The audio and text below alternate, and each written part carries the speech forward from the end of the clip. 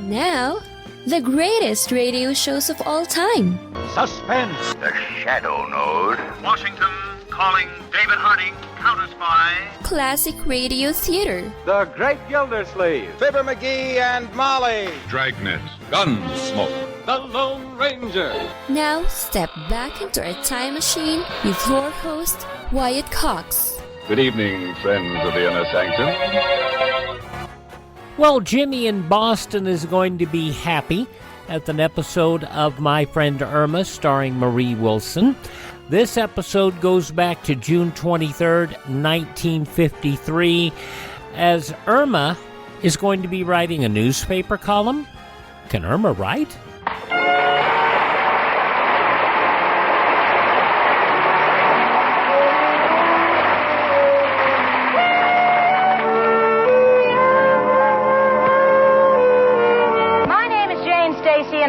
To brag, but I have nerves of steel. I could see a pink dragon on a pogo stick playing hopscotch. It wouldn't faze me a bit. You see, nothing surprises me, nothing at all, because I live with Irma Peterson, the strangest creature of them all.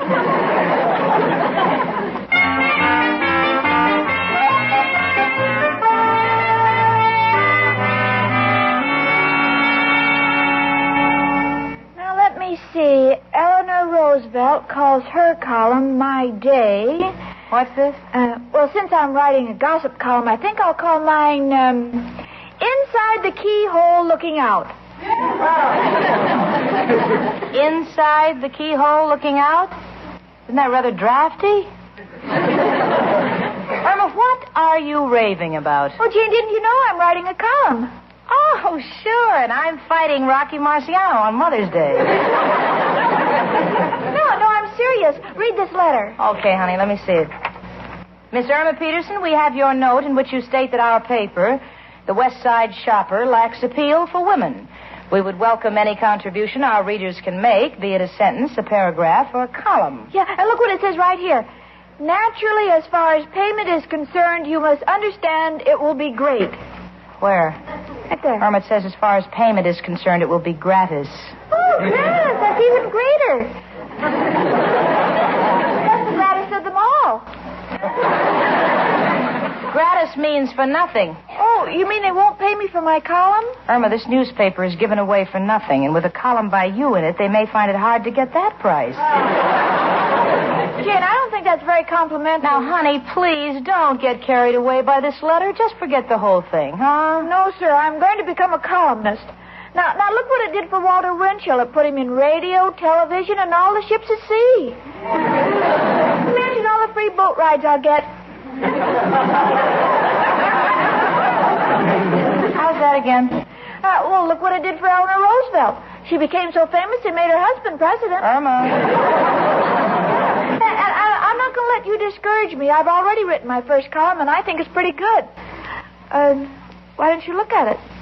All right, Cookie, okay. Let me see it. Inside the Keyhole Looking Out by Irma Peterson. Today was a lovely day. The sun was shining. The snapdragons were snapping. The hollyhocks were hawking. And the daffodils were daffy.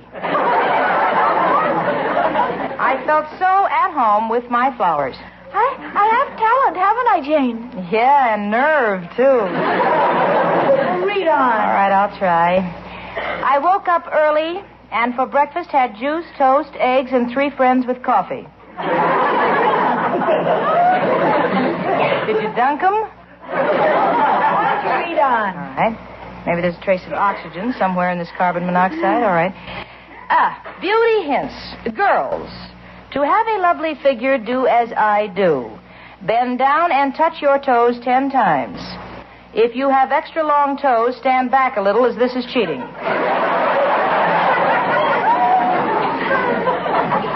To have beautiful hair, wash your head with beer. Keep your mouth closed during this treatment, as this may prove to be habit-forming. Do you mind if I read it over your shoulder? No, my dear, be my guest. Ladies, if you feel that your ears are too long, try wearing your earrings on top of your ears. This will pull them up. Stop when it reaches the height of your head. And remember, wrinkles are caused by thinking. All my friends say I have a lovely skin. Irma, I thought you were writing a gossip column. Well, certainly. That comes next. Honey, how can you write gossip? You don't know any important people. I don't. I guess Lorelei Schmierbaum isn't anybody. Lorelei Schmierbaum? How did she ever get the name Lorelei? Well, she sits on rocks in front of her house and whistles at fellas. Well, that is an item, Yeah. I got dozens like that. See what I wrote here under social items? Amber Lipscott, well-known girl sandhog, was trapped under the Hudson River for 3 hours. She was rescued by Freddie Fulton, prominent frogman, and they have been jumping around together ever since. If this is Elsa Maxwell with a gun, please come in.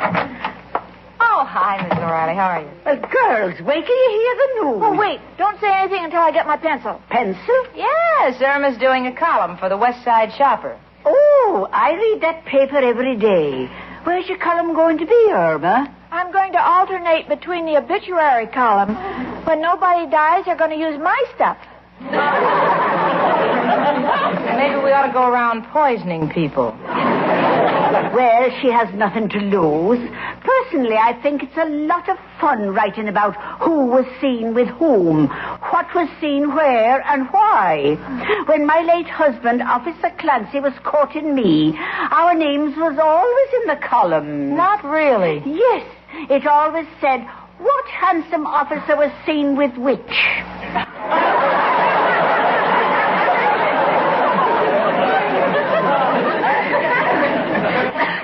With which? Yes, and they always made the same typographical error. They spelled it W-I-T-C-H. Miss O'Reilly, my column is going to contain beauty hints. And you always say you have a lot of beauty secrets. Would you give me some? Oh, I'd be glad to, dearie. Now, a lot of girls have red hair like mine, and they want to keep it naturally red. So all you do is take the juice of 3 tomatoes. Yes? Chop up 2 beets, add a half cup of ketchup and a dash of A1 sauce, and just rub it into the scalp. It's simple, and the whole thing only costs 35 cents. Is that a la carte or on the dinner? Is Mrs. O'Reilly in there? Yes, come in. Hello, girls. Oh, so there you are. What's wrong, Maestro? Mrs. O'Reilly, did you ever hear about the little boy who held his finger in the hole in the dike? Yes.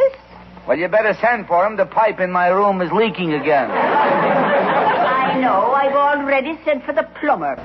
Irma, darling, have you written any of your column yet? Yes, I read most of it to Jane. But here's something under cooking hints. Cooking hints? Yes, to all housewives. Many of you have trouble stuffing a turkey because it is so dark inside the bird. We suggest you pull a turkey inside out, stuff it on the outside, and then shove it back into place again. Wait a minute. Did I hear right? You're writing a column? Yes, for the West Side Shopper. Oh, this can ruin my health. What do you mean? I buy a herring twice a week, and they wrap it in that newspaper. Well, you wouldn't make that remark to Mrs. Roosevelt. Uh-huh. So that's where you got the idea. Maestro, will you tell her she's not cut out for it? She thinks I'm against her. Well, why should we criticize her? She might have fun writing choice bits of gossip about the people in the neighborhood. Such as? Well, cute little things like when Maestro Wonderkin is near Kathleen O'Reilly, the air is full of electricity. Why do you say it's electricity? Is it because you're built like a turbine? Or because that face of yours is enough to shock anybody? Now, wait a minute, you're left over from a dog's dinner. Now, stop it. Do you hear? Stop it. I won't print a word about either of you in my column. There's a little object lesson for you, sweetie. Not only can you break up people's lives by what you print in the paper, but you can be sued, and don't you forget it. Sued? Yes, if you print anything that's untrue, that's libel. Well, go on, Jane. Finish the sentence. That's libel to what? No. No, honey. Libel is slander in the written form. I don't understand. Let me explain, Irma. If I should say Mrs. O'Reilly is 90 years old, that is slander. I should say so. But if I print that she is 90 years old, this is libel. Indeed. However, if I add them both together and say she's 180, this is neither slander nor libel. This is an historical fact. Goodbye, girls. Oh, I'm getting right after him. And, Irma, if you print anything about me, print my true age. 39. Goodbye. 39, Jane, is that slander or libel? That's neither. That's hallucination. Hello? Yes, just a minute. It's for you, honey. Oh, thanks. Hello? Who's this? West Side Shopper?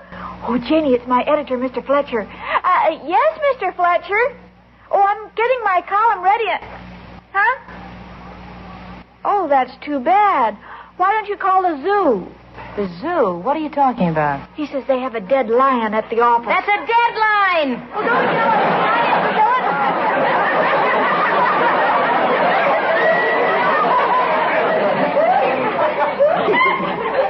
it. Give me the phone, will you? Hello.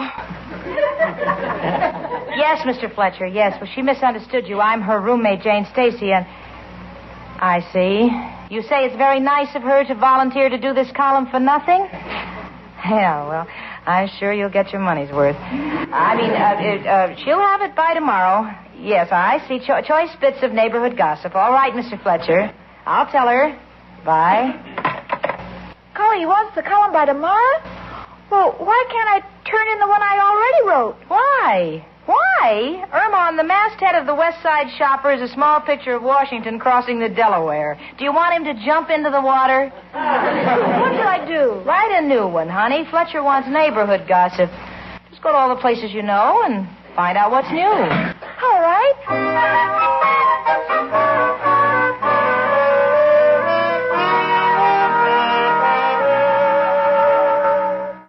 June 23rd, 1953, My Friend Irma on Classic Radio Theater with Wyatt Cox.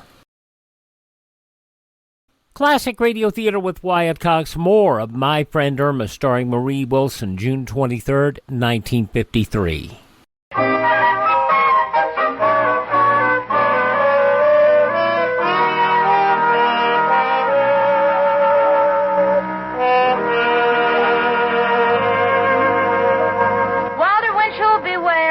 Sullivan, watch out. Sidney Skolsky, look for a new job. Louis Sobel, save your money. Boys, you're in a lot of trouble. Because today, Irma Peterson begins her new column for the West Side Shopper. There she is at the kitchen table assorting her first scoops. Cookie, did you get anything good? Oh, yes, several items. Yeah? The Jones baby has measles, and Mr. Klotz the baker was the first to notice it. So I'm writing it in the newspaper style, you know. Newspaper style? Yes, Klotz, spots, tots, dots. Clots, spots, tots, dots? Yeah. Irma, why don't you jump out that window and land on that cab so you can write wax back, smacks hack? But, Jane, a columnist must have a certain style, you know, a flavor. Well, your writing does have a flavor. So does an unripe persimmon, honey. What other items did you pick up? Well, I thought I'd write something about the big fire this morning. No, now you're talking. A 5-alarm fire. That's news. What did you write? Well, there was a fire on 74th Street. I watched it from the restaurant across the way. Their prices are very reasonable. Hash is only 35 cents. Is that all you wrote? That's all I ate. Irma Peterson, for some crazy reason, I told Mr. Fletcher of the West Side Shopper that you'd have a column ready by 6 o'clock. If this is all of the stuff that you've collected, I better call him up right now and tell him to pad the obituary column with Undertaker jokes. Oh. No, Jane, please don't. I'm going out for more news, and I won't have as much trouble now. What do you mean? Well, people didn't believe I was a real newspaper woman, but now I have a press card. You got a press card? Yeah. Oh, honey, let me see. Here it is. Press 50. Irma, this is 53. Yeah, I know, Jane. This card used to say pants press 50 cents, but I tore off the pants.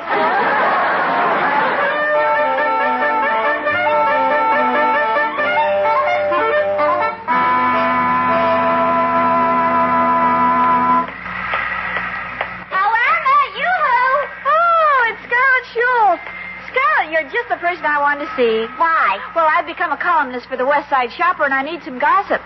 Well, you certainly came to the right person because I have just joined the Gwissenbees. The Gwissenbees? Yeah, it's our new girls' club. Oh, how do you spell it?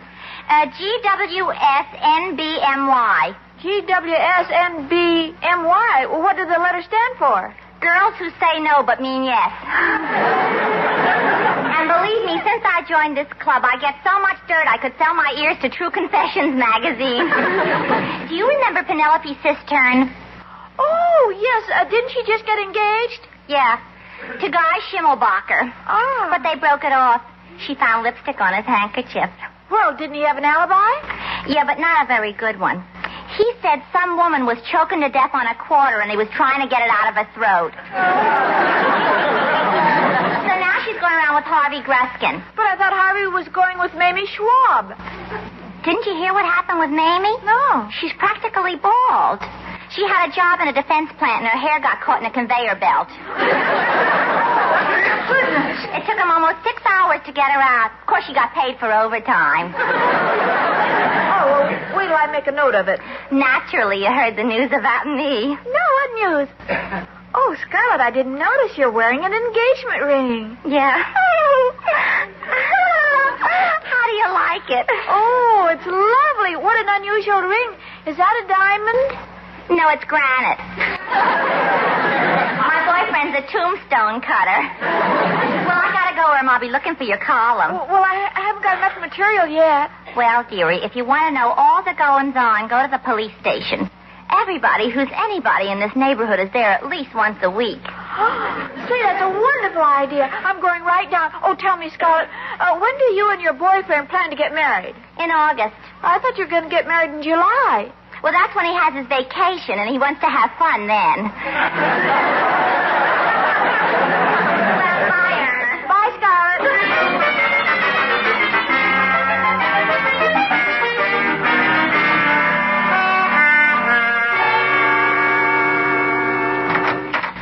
Well, here I am, Mr. Clyde. Oh, fine. Before we start, would you mind emptying the wastebasket? Okay, Chief. I'll be back in a flash with the trash. That's newspaper talk. I'm writing a column. You? Yes. Have you any gossip? Gossip? Yes. How do you and Mrs. Clyde get along? We fight all the time. Wait, I'll write the gossip down. What do you fight about? She thinks you should be hung, and I think you should be shot.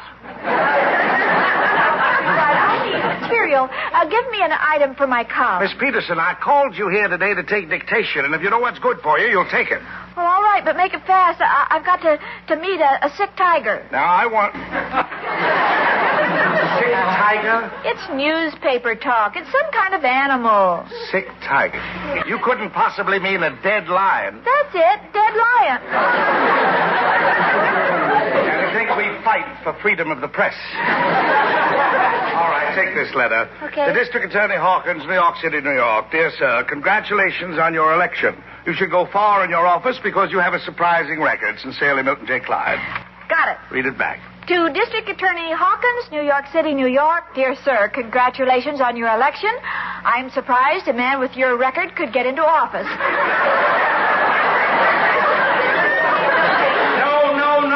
No, you idiot. Miss Peterson, do you really want some gossip for your column? Oh, it would make me so happy. Good. Just print this. Irma Peterson, secretary to Milton J. Clyde, was fired today. Oh, you're not frightening me. I'm going to make a whole career. Why, I'll have columns in every paper in the country. Who knows? I may even have my own newsstand.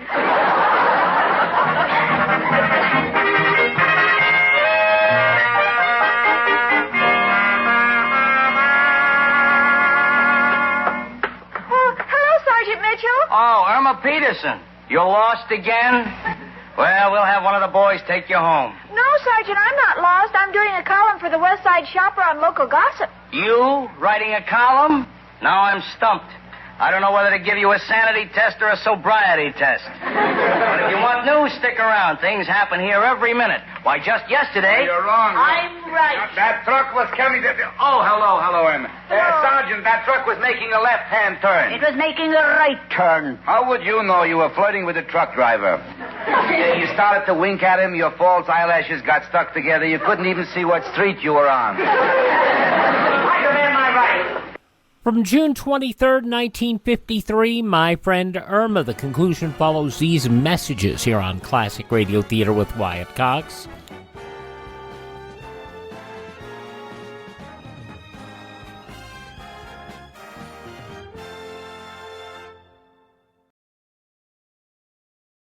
Just going to take a minute here to tell you about the big savings going on now, the clearance sale at mypillow.com. And you know, I've talked about how in my office I have a pair of my slippers, and they're really comfortable, and they're on clearance right now. The mypillow.com slippers, $25 a pair, limit 10. And I would buy 3 or 4 more pairs. Unfortunately, they're out of my size. They also have sheets, pillowcases, clothing items, all on special right now.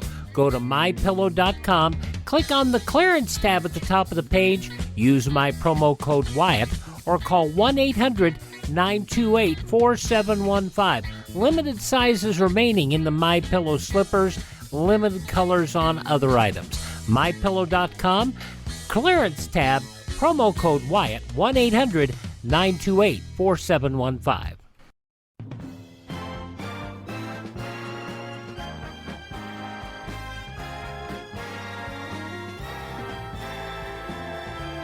Now on Classic Radio Theater with Wyatt Cox for what will probably be the final time, an episode of My Friend Irma, June 23rd, 1953. Oh, Al! Chicken? I've been framed. Now, what's the charge, officer? Stolen car. I didn't steal it. I fell asleep in the back seat. Oh, yeah? How come? I was tired after walking around all day looking for a job. You looking for a job? Take him away. No, not my Al. Oh, Al, wait a minute. I've got to talk to you. Please, officer. All right, lady. You can get in the cell with him. I'll give you 5 minutes.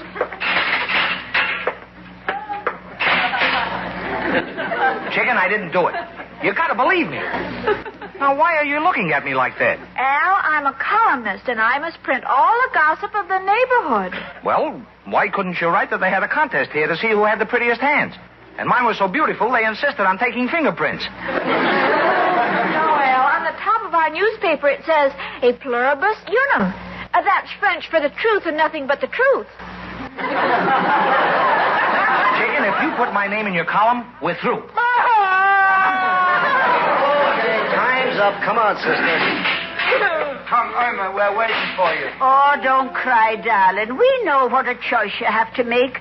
I know what it is to be torn between love and duty. Mrs. O'Reilly, I don't know who tore you, but whoever zipped you up did an awful job.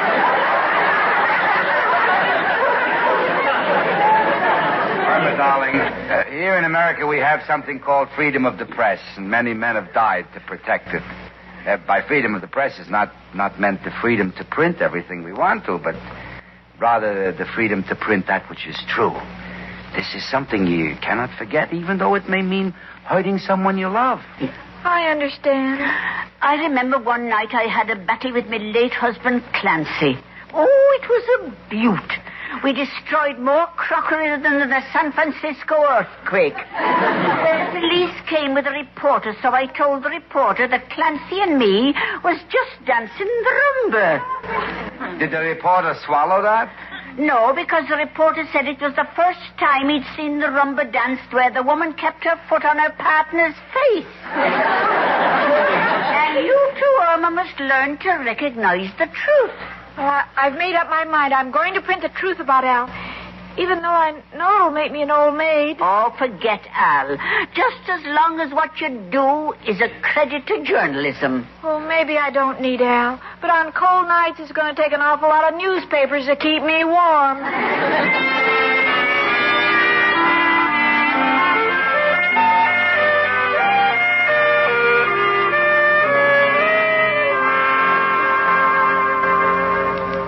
Come come on, Irma, cheer up. This is your big day. What time does your paper come out, honey? In a couple of hours. You satisfied with the column you turned in? I didn't get a chance to read it.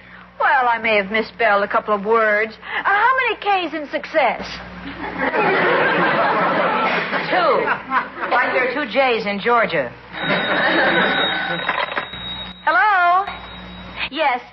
No, Mr. Fletcher, this is Miss Stacy. Tell Irma what? You took the item about Al out of her column because the man who stole the car confessed. Isn't that wonderful? Now I still have the man I love and I'm a success. What? Irma, hold the success story. What did you say, Mr. Fletcher? You're afraid you'll be sued by Mr. Schultz? Just a minute. Irma, what did you write about Schultz, the butcher?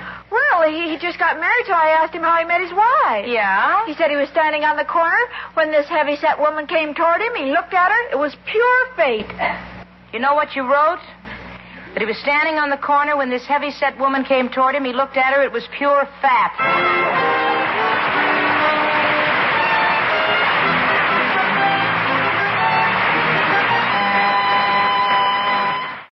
Yeah, one of our great friends on Classic Radio Theater for our time being on has been our friend Jimmy in Boston.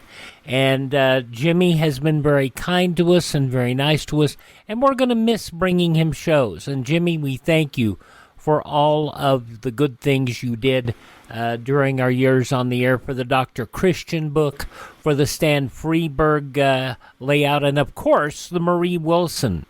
That was very gorgeous, and we thank you for all of your support. And if it wasn't for the fact that my health is just not doing what it should be, and I can't run a radio station and do this show both at the same time,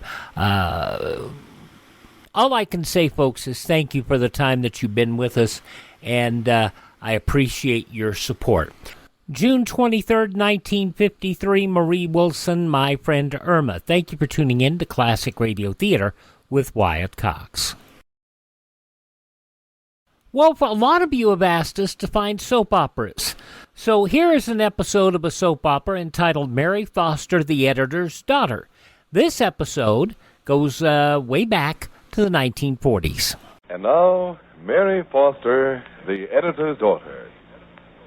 Mary Foster Lord is deeply disturbed about her father's agreement to play another golf match with John Redmond, the winner to publish the loser's newspaper for one issue. She's thinking of it as she sits at home sewing, but her thoughts are interrupted as... Come in. Well, Fred Hunt. Hello, Mary. Since when have you had to ring the doorbell instead of walking right in? I thought I'd better ring, especially where you've been so mad at me. Sit down. Well, I haven't been mad at you. I don't know where you ever got that idea. You broke our engagement, didn't you? Well, yes, but it wasn't a question of being mad at you, Fred. Just that I decided it would be a mistake to continue with it. I told you just how I felt at the time. Yeah. Well, anyway, I'm here to see if there's any chance of you coming back to work at my office. I got to have a girl in the office. I'm out so much of the time, and if you won't come back, I'll have to, well, look around for somebody else. But you know the routine. I'll pay you more than I was paying you before. You were paying me very well before. I can raise it a little bit. What do you think? Oh, Fred, I'm afraid not. But thanks just the same for wanting me to come back. Will you consider it for a couple of days? I can leave the job open that long, I guess.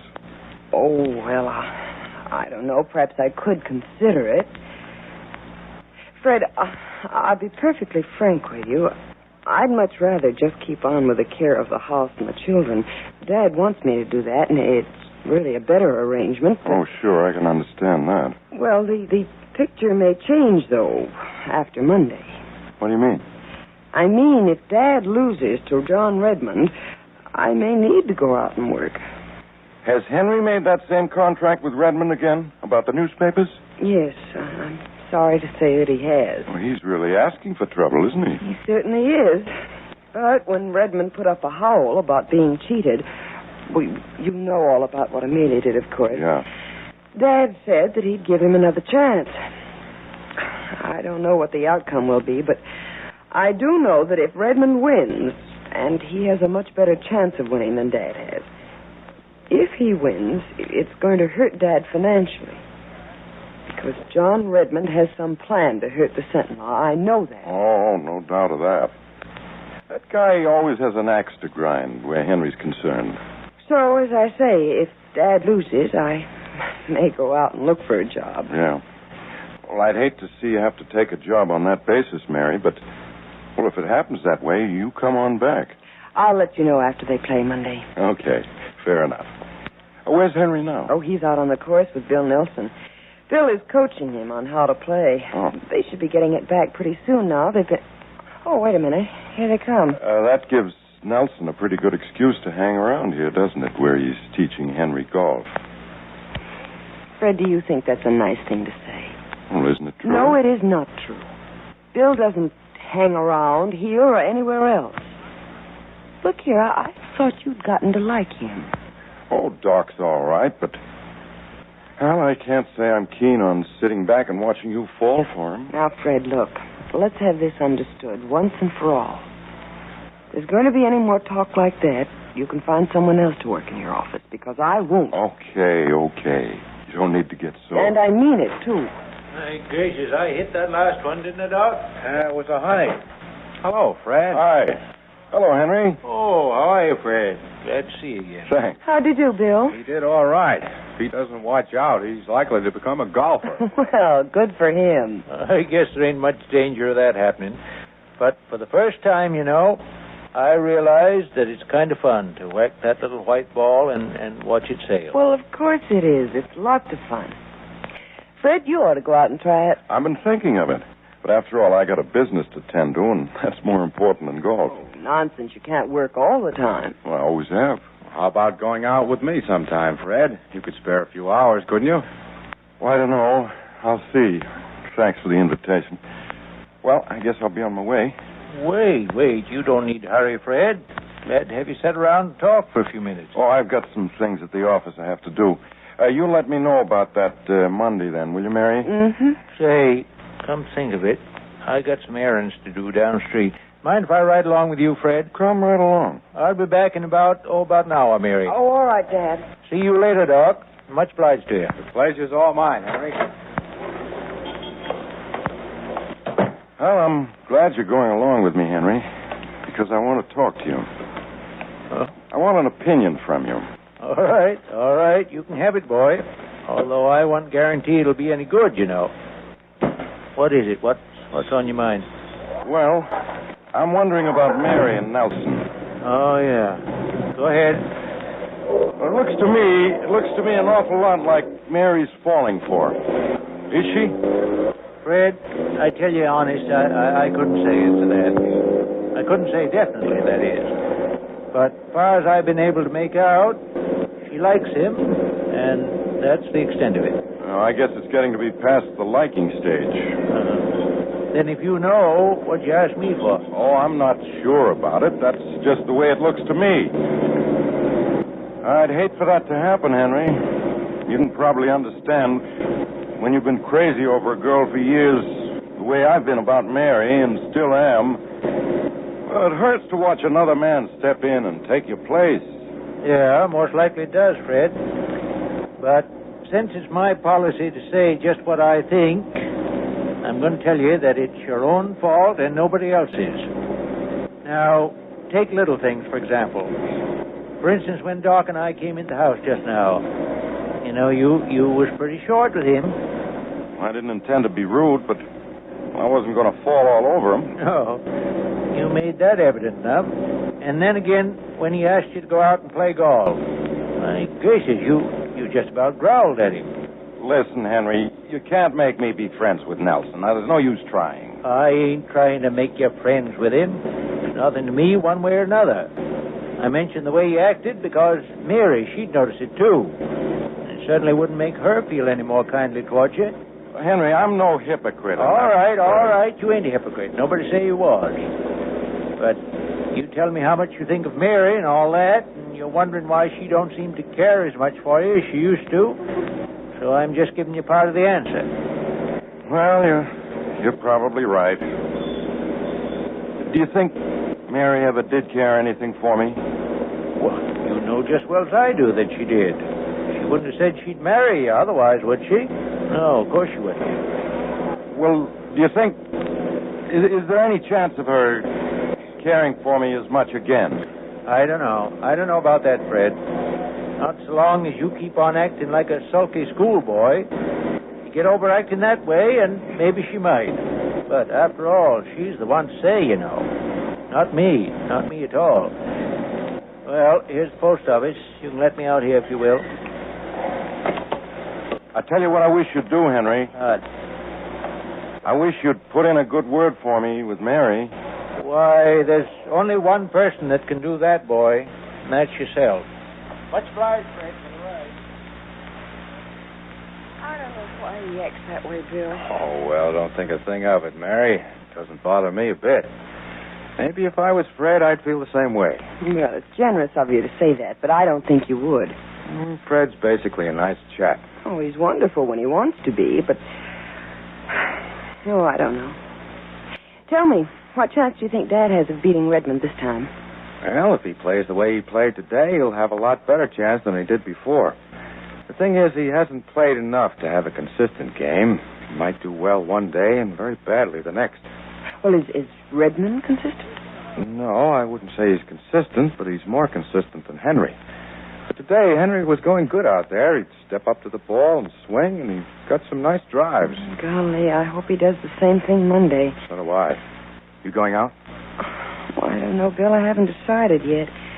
It's quite a strain watching last time. I almost think I'd rather not undergo that strain again. If I felt that way, I wouldn't go. But I think one of us should be there with Henry, and of course there's always the possibility that I'll be called out on a case. Well, I'll see. I'll probably decide to go. But wait a minute. Someone's coming up on the porch. What? Why, Fred. I decided I'd walk right in this time. Good. Oh, I hope you'd still be here, Doc, because you're the one I want to see. Look, you asked me to go out and play golf with you sometime. Well, if that offer's still open, and if you don't mind playing with a dub, I'll be tickled to death to go out with you. Why, sure thing. The offer's still open, Fred. We'll go out someday next week if you'd like. Well, just let me know when. I'll be there. Well, I guess that's all. Oh, sit down, Fred. You don't have to go yet. Just a second. Hello? Oh, yes, he's right here. Just a minute. Bill, it's for you. Oh, thanks. Hello? Uh-huh. Yes, all right. I'll be right down. Goodbye. Oh, back to work. I'll give you a call the first of the week, Fred. That's swell. Bye, Mary. Bye, Bill, and thanks a lot for helping Dad. Anytime. Bye. Bye. Oh, Fred, I'm awfully glad you came back. I guess I did act pretty surly before. But from now on, I'm going to try to act like a human being. That was a little better, wasn't it? Yes, Fred, it was. Much, much better. Looks like Fred isn't giving up the fight for Mary yet. But has he any chance against Bill Nelson? What about Henry's golf match with John Redmond, which is coming up almost immediately? If he loses, Mary may have to go back to work for Fred, you know. So be sure to listen to the next chapter of Mary Foster, the Editor's Daughter. Can you think of anything that folks like better after a hard day's work than a long, thirst-quenching glass of iced tea? You bet you can't, because iced tea is the perfect answer to summertime thirst. That's the reason you're bound to score a hit when you serve Kroger's Special Blend for iced tea. Because Kroger's Special Blend for iced tea is more than ordinary iced tea. It's extra good iced tea, and here's why. Kroger's Special Blend for iced tea is tea that is blended for the sole purpose of making iced tea. It's a secret blend of Ceylon and India teas, and this fine blend gives you tea that retains its deep, rich color, its delicious, full-bodied flavor after icing. Yes, ma'am, Kroger's Special Blend for iced tea looks as good as it tastes, and tastes as good as it looks. There are 132 tempting glasses of extra good iced tea in a half-pound package, and it costs you only 35 cents. Try Kroger's Special Blend for iced tea soon. Remember, it's the tea that is meant for icing. Now, here is your local announcer. Mary Foster, the Editor's Daughter, starred Joan Banks, Parker Fennelly, and Mason Adams, going back to the the time of mutual and a lot of interesting programming that we don't have a lot of records on, and this is one of them. We have shows from time to time that we have no clue as to when the shows ran. Other shows we have no clue as to who starred in the show. Fortunately, this one, we know that it's out there and we enjoy them. Mary Foster, the Editor's Daughter, here on Classic Radio Theater with Wyatt Cox. We thank you for making us a part of your day. You know, a fire that is raging out of control, a fire that isn't burning in an open fireplace or a closed furnace, but a fire that is burning all over the house, destroying everything it touches. That's the fire we all live in fear of. The sound of fire engines racing by in the dead of night isn't an exciting sound. It's a frightening sound. And the only kind of comfort we derive from hearing it is a kind of a small, uneasy relief that it isn't happening to us. Small and uneasy because we know that it could be happening to us. We all hope that it never will. But that's a futile kind of hope, unless we take active steps to see that it doesn't. And the steps to prevent such a fire happening to us are really simple. Here they are. Don't smoke in bed, and don't lose track of that cigarette you're smoking somewhere around the house. Don't store up old rags and papers. Clean them out. Don't put up with defective wiring and old frayed cords. Don't use cleaning fluids that will catch fire. Don't leave matches in reach of small children. Just 5 steps. Follow them. If you don't, you're gambling with fire, and the odds are overwhelmingly against you. Thank you for joining us for our last week of Classic Radio Theater with Wyatt Cox right here. Our last shows will be next Friday, the 30th, and we thank you for joining us. You can always contact us, though, through our webpage, classicradio.stream. We also have our Facebook and Twitter pages listed up there, and we look forward to hearing from you. I'm Wyatt Cox. Thanks to this radio station for hanging in there with us. Tell all your friends the greatest radio shows of all time are right here at this spot on the dial. Classic Radio Theater with Wyatt Cox on your favorite radio station.